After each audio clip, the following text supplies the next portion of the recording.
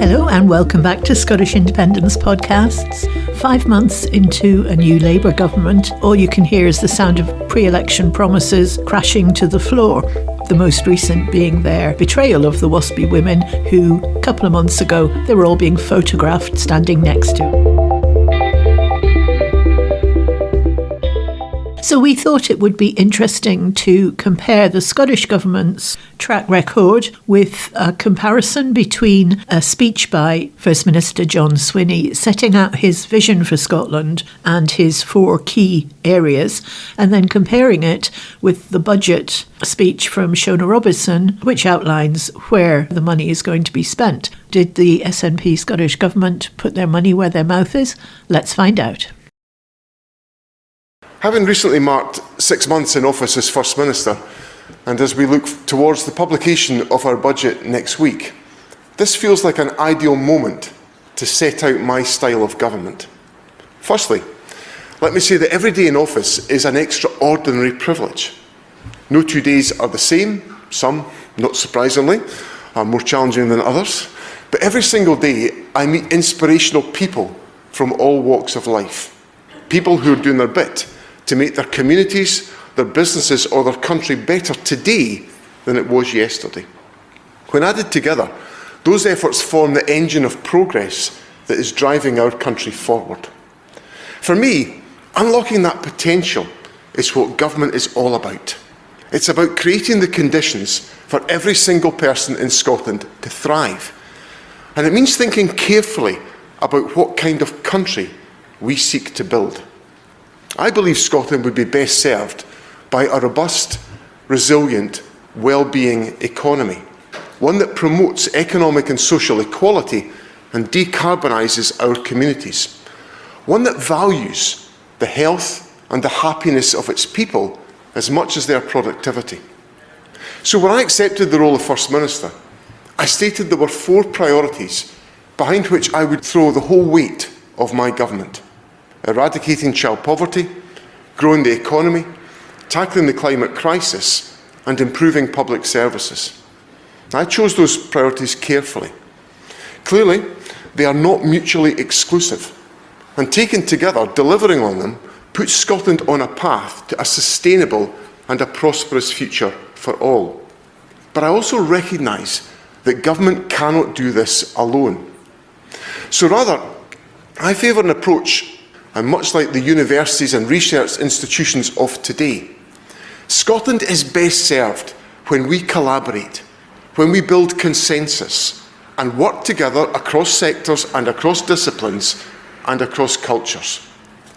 The need to do so has never been more urgent, for the issues that we are now facing are complex, pervasive and entrenched, and they are mounting. In the last 7 years, we've seen global challenges stacked upon global challenges, from Brexit and COVID to international conflicts, economic crises and climate disasters. On top of this, we've seen domestic problems like delayed discharge and the availability of housing become more and more acute due to rapidly increasing need in our society. I've referred to this before as a long, dark winter, because for most people, it's increased uncertainty, anxiety and hardship. So the question I'm addressing as First Minister is, how do we now prepare the ground for spring? As a society, we expect, not wrongly I would argue, for our leaders and our government to have a deep understanding of the issues of the day. We expect them to grasp the root causes and the complexity of those issues, enough to find the right solutions, not merely the quick and the easy ones. Yet too often, and particularly in politics, discussions in the public discourse are dominated by surface solutions, because they are the few that can gain consensus. Because the hard work of finding true consensus, of peer-reviewing ideas in good faith, can feel unrealistic in this, our increasingly polarised reality. In a year that's seen more people take part in elections than ever before across the globe, the outcomes have seen a lurch to the right, because when things are difficult, it is natural that people want a direct and an immediate response. They want their fears and their problems to go away. But history and the example of the Republic of Letters tell us that we must resist that urge. We must maintain enough hope and energy to work together to understand the root causes and the complexity of problems and to find the right solutions. These solutions may not always be quick, they may not always be easy, but that does not make them any less necessary. This then is the approach that people should expect from a Swinney government. I don't believe in trying to solve problems from the top down. Rather, I believe they need to be solved from the bottom up. I'm not here to dictate from on high to those on the front line. I'm prepared to roll my sleeves up and the sleeves of my government to properly understand barriers to progress and to find solutions. And in identifying those solutions, I'm not looking for popular quick fixes or sticking plasters. I'm here to do the hard work, to lay the foundations for lasting improvements to our country, our economy, and our society. I don't pretend that this style of government is always headline grabbing, but I do believe it is effective. And in the long run, I know the results will speak for themselves. Let me give you a few examples of this approach and how it is now paying off. Delayed discharge in our hospitals is an issue which is never far from the headlines, and rightly so. Delayed discharge is a canary in the coal mine for our National Health Service. It tells us that the flow of people through hospital is not happening as it should, that people are not getting the right care in the right place. That causes pressure everywhere else in our system. If we can tackle this issue, we can drive improvements in care across our whole system and provide better care for everyone. The public discourse around delayed discharge focuses on the national picture, where the numbers are, of course, far too high. But that masks the fact that in some areas, delayed discharge is in fact very rare. So to understand it nationally, we must understand why some parts of Scotland are successful and support others to replicate that success elsewhere. That is the focus of my government. We are working with areas with high levels of delay to understand their challenges, and we're drawing in expertise to deliver the right changes for them. It looks different in different parts of Scotland, but we know there is excellent practice out there, and we want to share it. I would characterise this approach as the activist government that I expect to see. Another example is in housing and planning. Here, we're working with house builders, local authorities and businesses to understand what precisely is blocking the delivery of homes on specific sites across Scotland. This will enable us to identify the concrete actions that will more practically support development. While planning is not responsible for the housing emergency, our fully devolved planning system and the planning profession are well placed to offer solutions. For example, we're about to introduce new master planning powers that will enable planning authorities to take a proactive lead and grant planning permission up front. This will support a collaboration over conflict approach and help us to move past some of the cross-sector issues that are too common in our planning system. We cannot fix the systemic blockers to housing overnight, but we can and should work together to cut through entrenched positions and find positive solutions. And then there is the transition to a net zero economy. This requires us to redesign huge parts of our society and systems that have existed for generations. It also takes unprecedented levels of investment. Here again, my government is looking to take a collaborative, ground-up approach. Through work with the Scottish National Investment Bank and regional enterprise agencies, we are jump-starting private investment in renewables and filling gaps in capital available to businesses. We're introducing planning reforms and allocating more resource to consenting.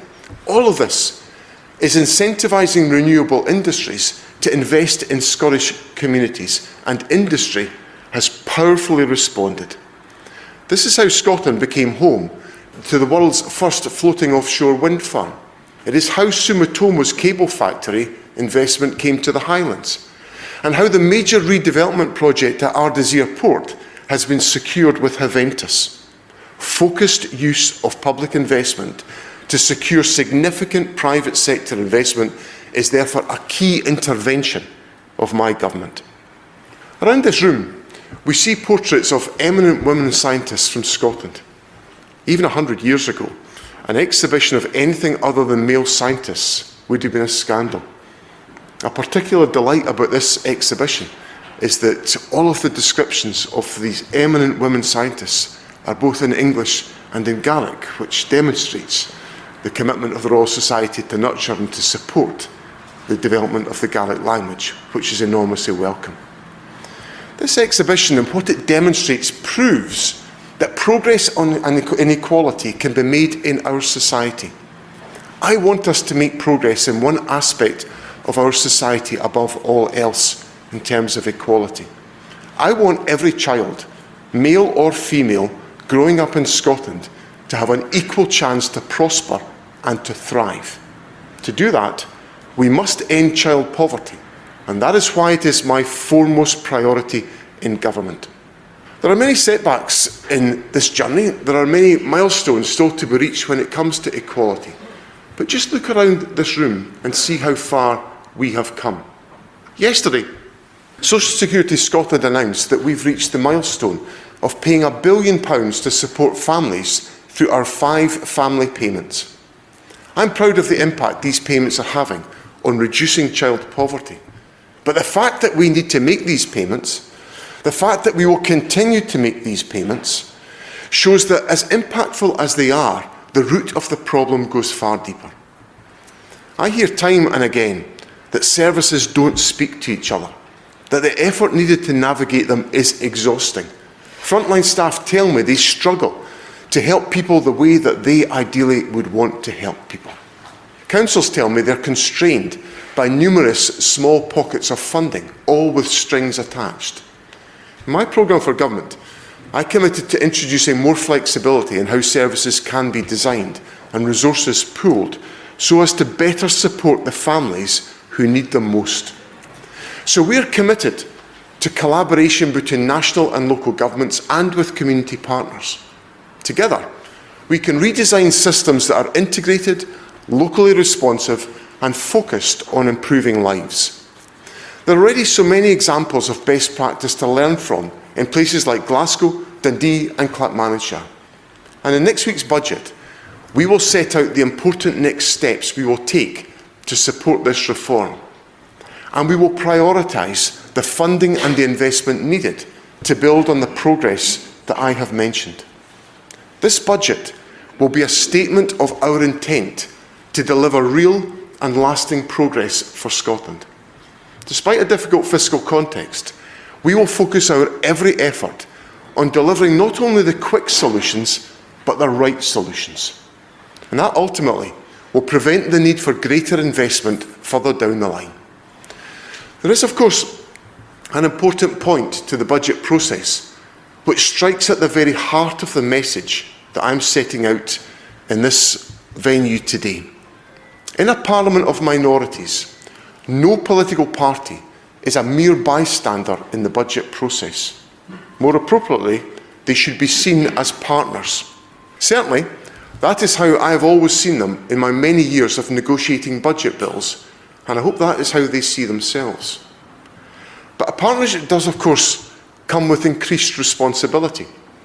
Collaboration is only effective if it leads to progress being delivered.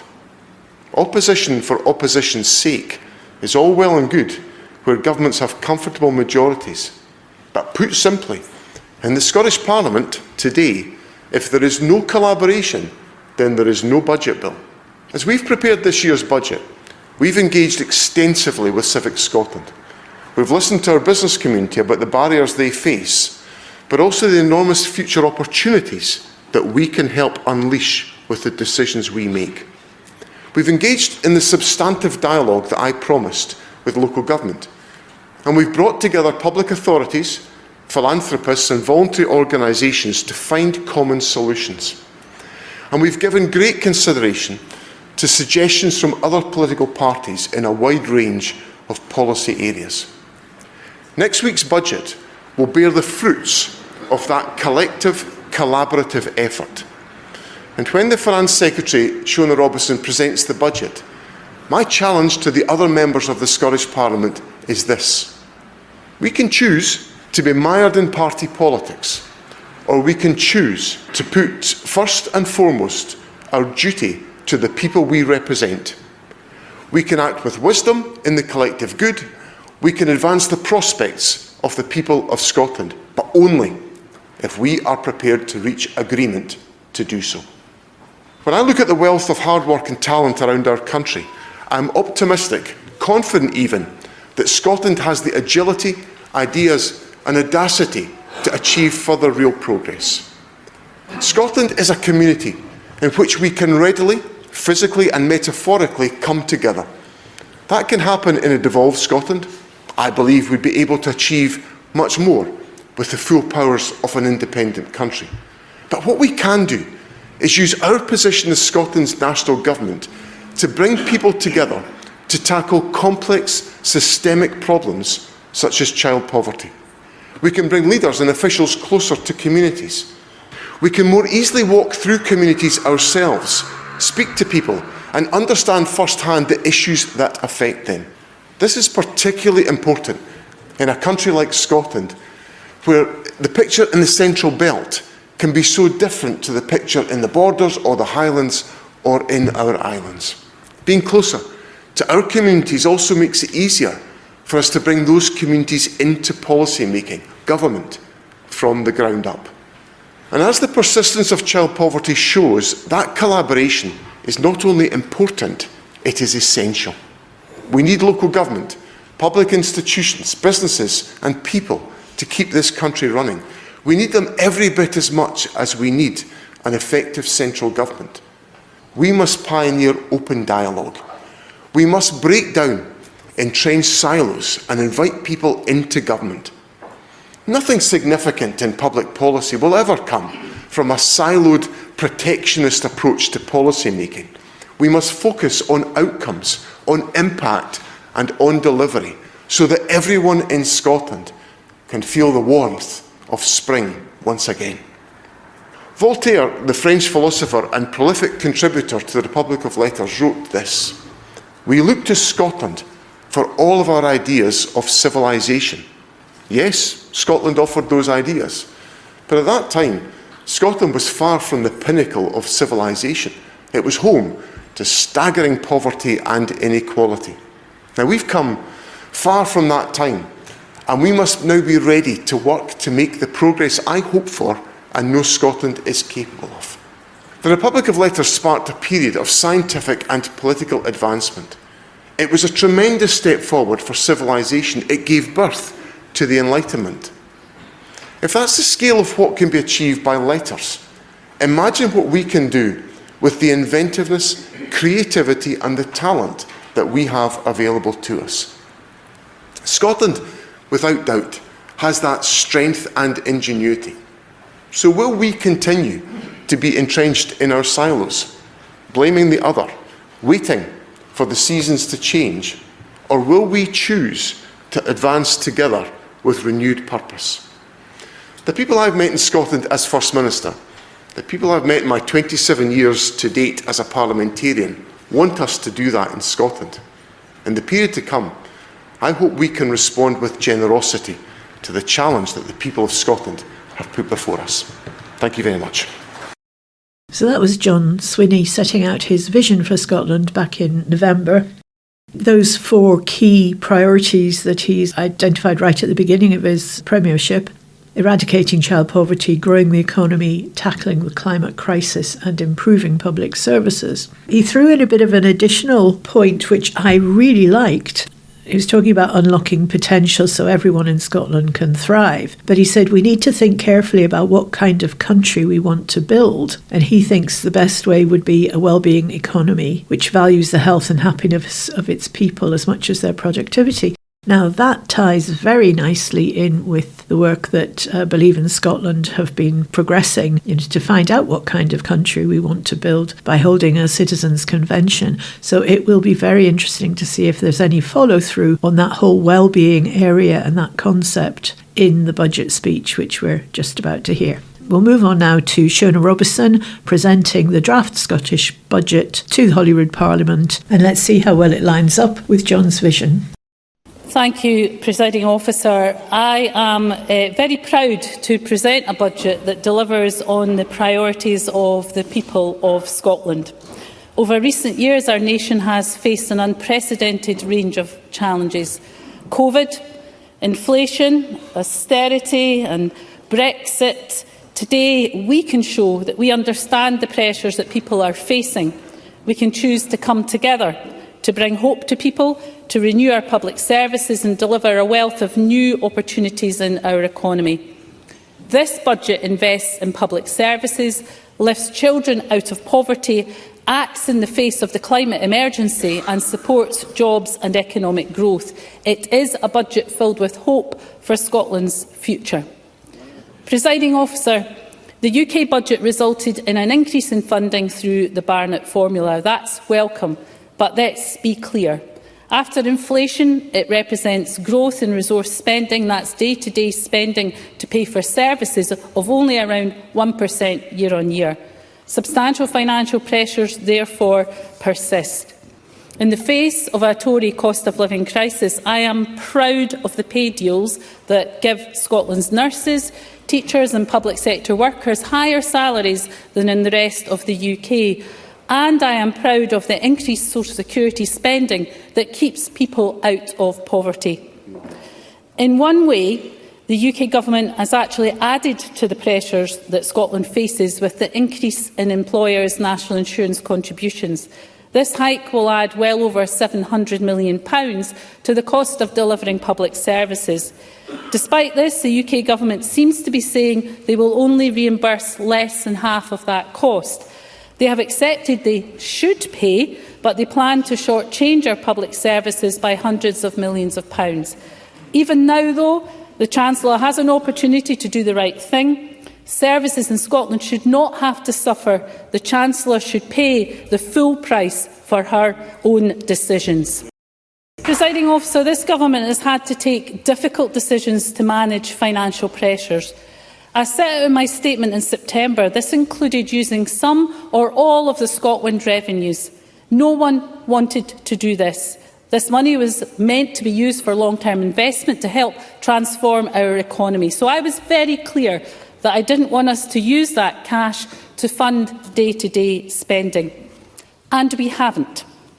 Members will be pleased to hear that Scotland has not been used up in this financial year. Instead, I'm able to deploy over £300 million of Scotland revenues in 2025-26 for exactly the kind of long-term investment it should be spent on. This £300 million will deliver substantial investment in jobs and in measures to meet the climate challenge. Presiding Officer, all of it an investment in the long-term success of our nation. Progress for Scotland, that is our promise.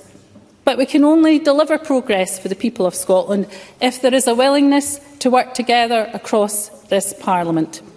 Over 100 proposals have come from members across this chamber, and I'd like to thank the opposition for their constructive engagement. Others have emerged from the conversations that I and other ministers have had with people, businesses and organisations and communities, the length and breadth of our land. And we've listened, we've heard people, and we are acting. This is a budget for Scotland, by Scotland, and that's why I would encourage all members to give it their support. Presiding Officer, eradicating child poverty is our top priority.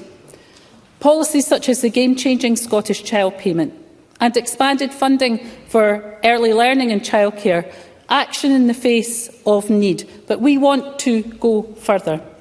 This budget will invest almost £800 million more in social security benefits in 2025-26, putting money directly into people's pockets and ensuring benefits rise by inflation. We recognise also that having a warm, safe, affordable place to live is critical to tackling child poverty. Far too many families are still in temporary accommodation. Shirley-Ann Somerville has told me about the conversations that she's had with mums who feel the pain of bringing up their kids in inadequate accommodation. And that's why we're going to ramp up action on housing, investing £768 million in affordable homes. That enables over 8,000 new properties for social rent, mid-market rent and low-cost home ownership to be built or acquired this coming year. And it returns spending to a higher level than it was 2 years ago. And given the scale of the housing challenge, I'll look at all the levers available for me to deliver. And that's why I can confirm today that we'll be working with Edinburgh City Council to unlock over 800 new net zero homes at their Granton development site. Housing is, of course, just one strand of our work in tackling poverty. In education, we'll provide £120 million to head teachers to support initiatives designed to address the poverty-related attainment gap. And we'll also work with COSLA to expand free school meals to primary 6 and 7 children from low-income families, but we are determined to go further still. I can announce today that we'll fund a new initiative that will deliver more breakfast clubs in primary schools across Scotland. To be called Bright Start Breakfasts, this will make things that little bit easier for working mums and dads, while also giving more of our kids a better start to their day. We'll help some of the most vulnerable in our society with new funding of £4 million for homelessness and prevention pilots. And following engagement with disabled people's organisations, we're delivering over £2.5 million to support actions within the Disability Equality Action Plan. All of these steps will help people. But I say this to the Chamber. If we want progress on housing, on learning, on free school meals, on breakfast clubs, this Parliament has got to vote for it. Now, Presiding Officer, we know how important public services are to the quality of life and the success of our nation, and none more so than our health service. My biggest financial commitment today is therefore to our NHS. Today's budget provides a record £21 billion for health and social care, an increase of £2 billion for frontline NHS boards, a record uplift. That's money that will make it easier for people to access GP appointments. It will improve A&E and will ensure more Scots get the care they need in good time. There is no public service that's more important, and there is no budget that has delivered a bigger vote of confidence in the NHS than this budget. Presiding Officer, Neil Gray has spoken to me about the pressures across the health service, and we know that for many people their experience of the NHS is excellent, but for others their experience falls short of what we would expect. So I'm today investing almost £200 million in our plan to reduce waiting times and improve capacity, to reform the service and make it more efficient and remove blockages that keep some patients in hospital far too long. Because of today's record funding, our health service can reduce waiting times. By March 2026, no one will wait longer than 12 months for a new outpatient appointment, inpatient treatment or day case treatment. The extra funding will see over 150,000 extra patients treated as a result. Our record investment will also deliver additional support for GPs, targeted to address known pressures in relation to waiting times and prevention. It means we can deliver on our commitment to increase social care spending by 25% over this Parliament, a full 2 years earlier than planned. And will expand the hospital at home service with more than 600 extra beds. We'll deliver an extra 20,000 cataract and other optometry procedures in the community, and it means over 6,000 additional hip replacements or similar procedures each year. This record increase in spending will fund more dental training places, new specialist long COVID nurses and clinics, and more community-based support for teenage mental health. Presiding Officer, it's not just the day-to-day resource spending that will increase, though. We're also increasing health capital spending. This means I can announce to the Chamber today that this budget will fund the replacement of the Eye Pavilion in Edinburgh, the Belford Hospital in Fort William and Monklands Hospital in Airdrie. Every single project a priority for the people of Scotland, and every project something members of this chamber have called for, delivered by this budget and by this SNP government. But I say again, if members want it, investment in GPs, dentistry, long COVID, young people's mental health, then of course they have to vote for it. Presiding Officer, many services from schools to social care are delivered in partnership with local government. Here I will set a second record funding settlement. In 25-26, the Scottish Government will increase local authority funding by more than £1 billion. It will take their total funding to over £15 billion, including £289 million to give real terms protection to the General Revenue Grant. This enables councils to deliver the services that people rely upon. It delivers the pay increases agreed for our teachers, social care workers, refuse collectors and more. Pay increases that only go ahead, I remind the Chamber, if Parliament backs this budget. And while it will be for councils to make their own decisions, with record funding, there's no reason for big increases in council tax next year. Presiding Officer, Scotland will only thrive as a nation if our youngest people are nurtured. I'm therefore increasing spending on education and skills by 3% over and above inflation, an uplift of £158 million. Our choices will see staff in early learning and childcare paid at least the real living wage from April. It will support the 1140 hours of early learning and childcare for 3- and 4-year-olds and eligible 2-year-olds. In a cost of living crisis, this is funding that frees parents to work and earn while giving kids the best start in life. In our schools, I've heard from Jenny Gilruth the challenge that many children face with ASN, additional support needs. I'll therefore fund a £29 million ASN plan, delivering measures like training so that more of our teachers can become ASN teachers. And more widely, the budget can maintain teacher numbers at 2023 levels and continue improvements in our school estate with new projects from Shetland and Orkney to the Scottish borders. Presiding Officer, we will invest almost £4.2 billion across the justice system in 2025-26. This will maintain police numbers and continue policies that have seen levels of crime fall by 40% since we came to office. And I know from speaking to Angela Constance that a particular area of concern to retailers at the moment is shoplifting. So once again, we have listened and we are acting, and that's why I'm making an additional £3 million available to help tackle retail crime. And on prisons, we will fund replacements for HMP Inverness and Barlinnie through the £355 million capital budget. Presiding Officer, as I've set out, investment in public services is a priority, but reform goes hand in hand with that. I'm therefore establishing a £30 million fund to invest to save. It will fund the costs of reform, drive out efficiencies, improve productivity and ensure longer-term sustainability. I'm also intent on putting pay on a sustainable footing.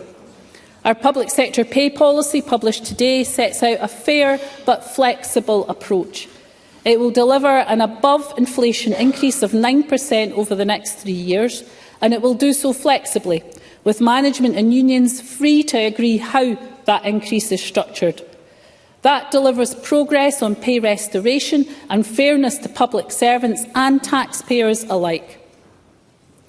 Presiding Officer, Scotland's biggest contribution to tackling the global climate challenge is, of course, our vast renewable energy resources, our innovation and our expertise. Simply put, we can help the planet while creating new jobs and opportunities here at home, and I saw a great example at Logan Energy this morning. We will create opportunities for businesses and jobs for communities by allocating £25 million to support the creation of new jobs in the green energy supply chain here in Scotland. And to help people at home and work, £300 million will be invested in upgrading heating and insulation. This money serves two hugely important purposes. It helps us to reduce our carbon emissions while tackling fuel poverty.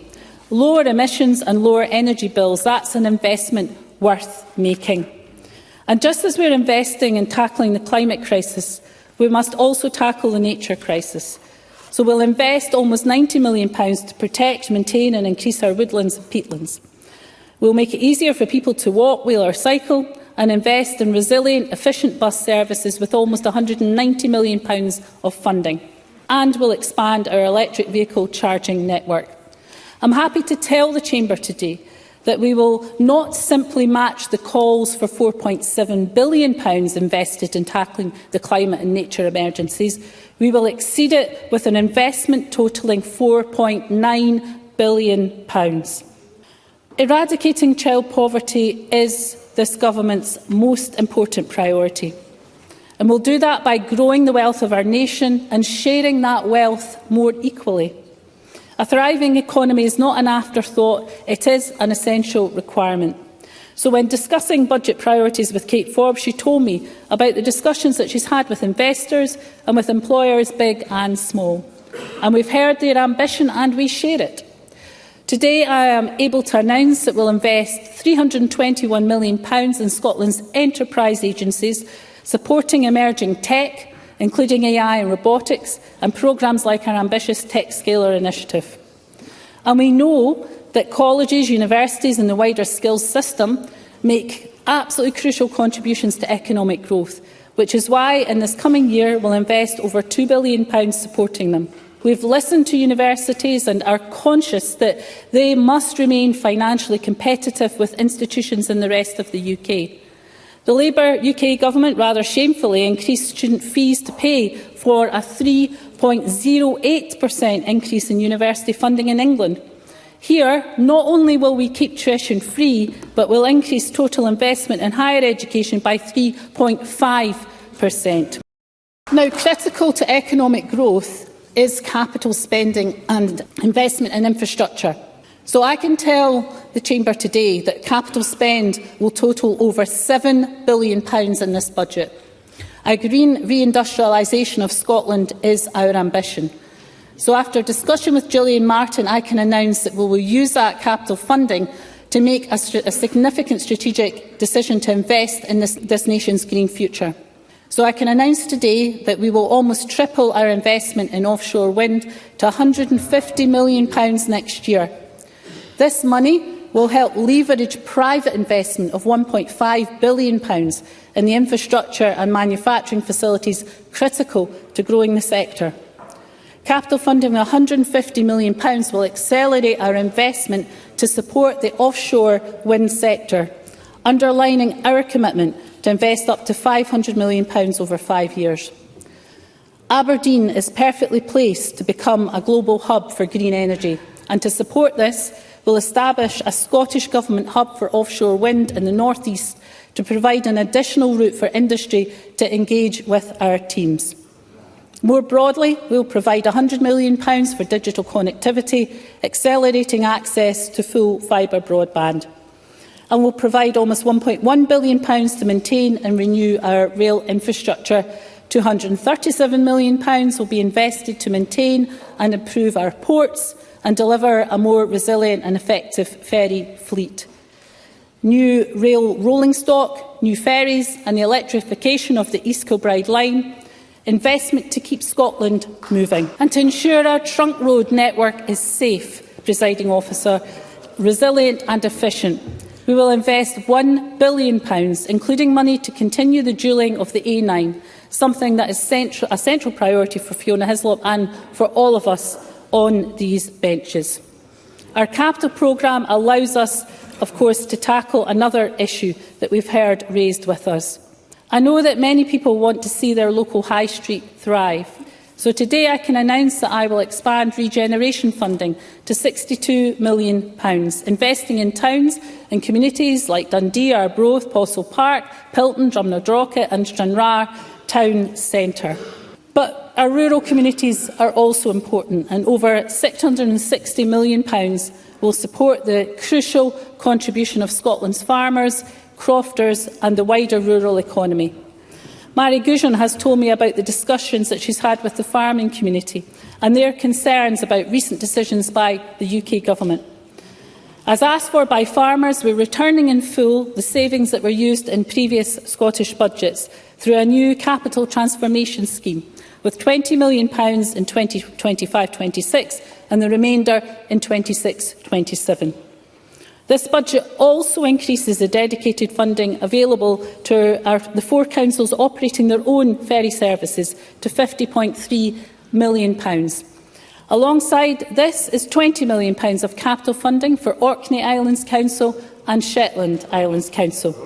This one-off investment will enable them to sustain and improve inter-island connections, whether that means flights, ferries or, and I know members for the Northern Isles will be pleased to hear this, tunnels between islands. It will be for those communities to decide. Presiding Officer, this budget will support businesses and communities through the non-domestic rates system. We've listened to concerns in business, particularly hospitality, about significant financial pressures as a result of staff shortages, high energy prices and Labour's national insurance hike. And I can confirm today that we will help. The Small Business Bonus Scheme, the most generous small business rates relief in the UK, will be protected.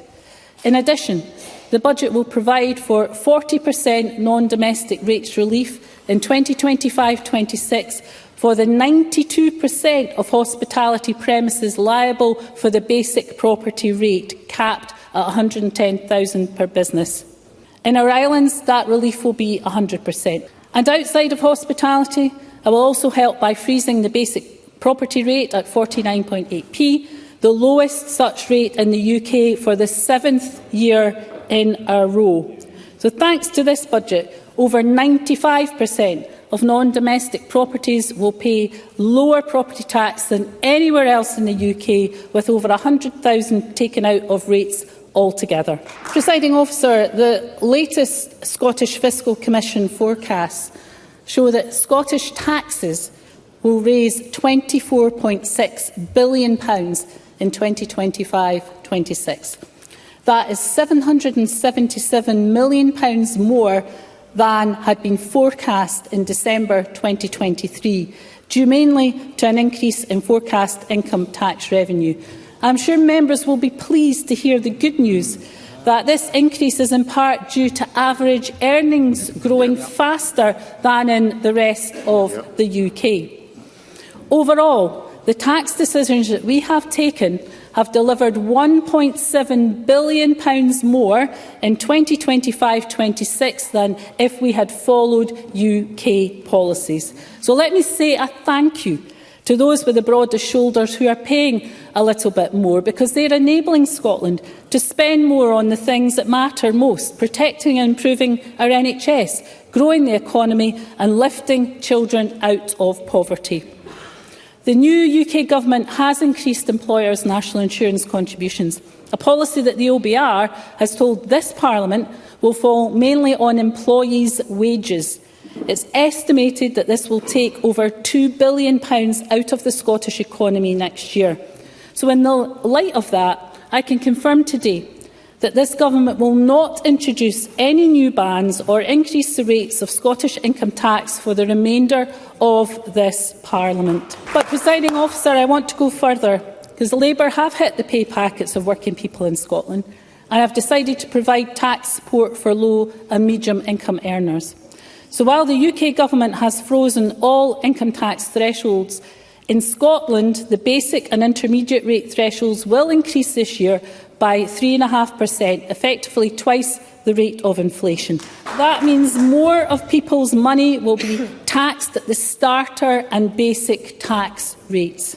This also means that the majority of taxpayers in Scotland will continue to pay less income tax than in the rest of the UK. And I can commit today that this will remain true until at least the end of this Parliament, while, as with the UK, thresholds for higher, advanced and top rates will be maintained at their current levels. Taking our tax and social security choices together, including on pension-age winter fuel payments, 60% of Scots will be better off because they live in Scotland. That is what delivering for the people of Scotland looks like. Finally, on tax, The additional dwelling supplement rate will next year will increase from 6 to 8% with effect from tomorrow, unless legal missives have been signed on or before today, and will match England by legislating to increase the standard rate of the Scottish landfill tax to £126.15 per tonne and the lower rate of £4.05 per tonne from the 1st of April 2025.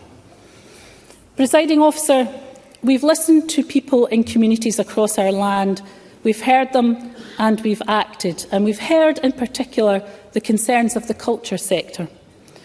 They rightly are flagging the threat the Tory cost of living crisis, inflation and Labour's national insurance hike pose to their future.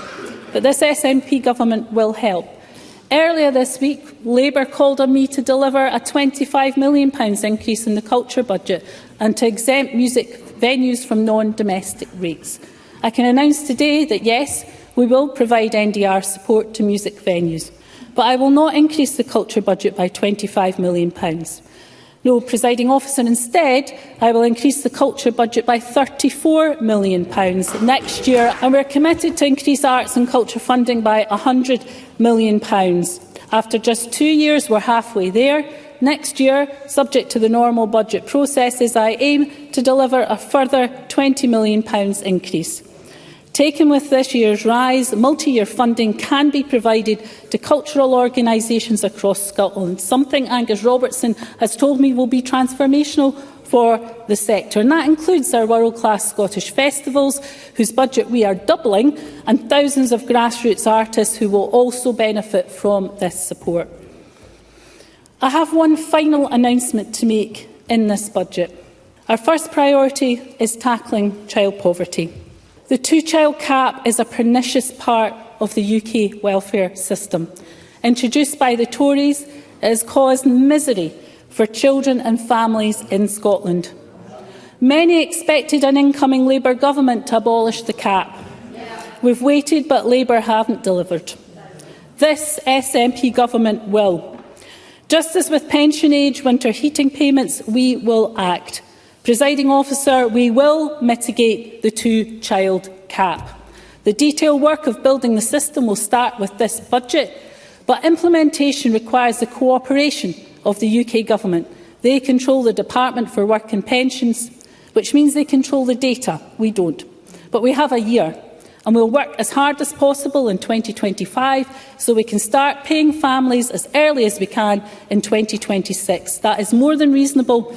But be in no doubt the cap will be scrapped. My challenge to Labour is to work with us, join us in ending the cap in Scotland, give us the information that we need.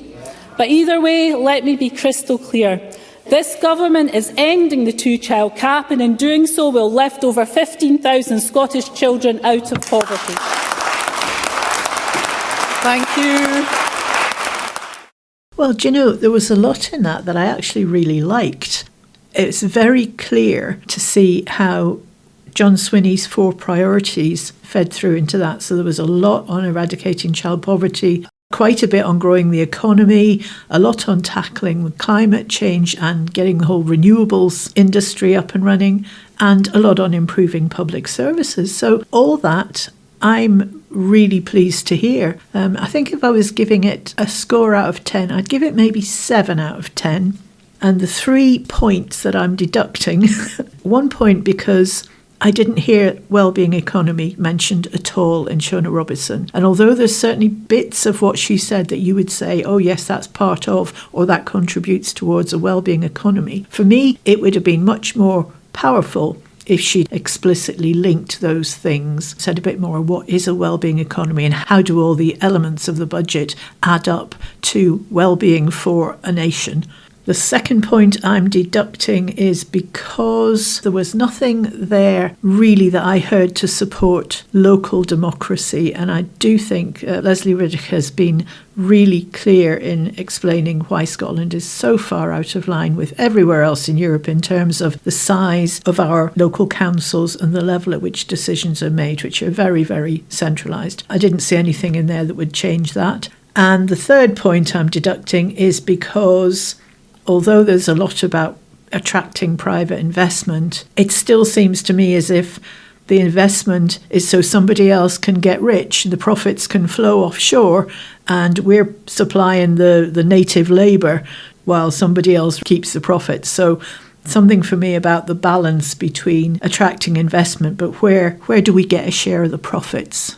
Apart from that, a very positive budget, I think. Certainly compares well with Rachel Reeves' Tory version. And of course, we still have to see whether the opposition parties in Holyrood are going to come together and agree it, and that will be in February. So it might be quite interesting to look back in February. Let's just see what actually makes it through the Parliament. So thanks for listening, everybody.